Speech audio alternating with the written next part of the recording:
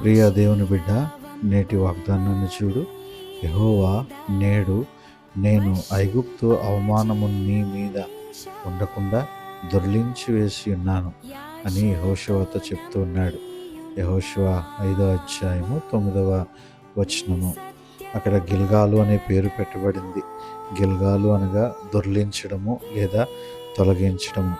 ఐగుప్తు నిందను మీ మీద నుండి తొలగించాను అనగా ఐగుప్తు అవమానానికి, ఐగుప్తు బానిసత్వానికి, ఐగుప్తు వైఫల్యానికి సంకేతముగా కనబడుతూ ఉన్నాయి.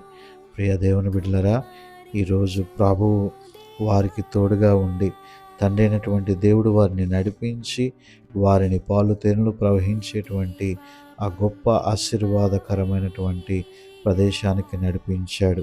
ఈరోజు నీ జీవితంలో ఏ అవమానం ఉన్నా, ఏ నింద ఉన్నా దేవుడు తొలగించబోతూ ఉన్నాడు.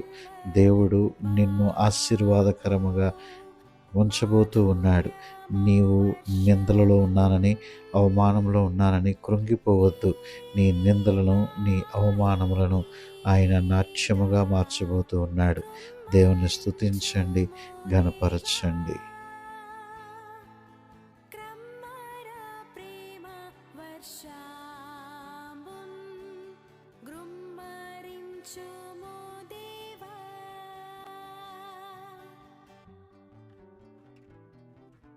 మా మీద కురించు మీ శాపం.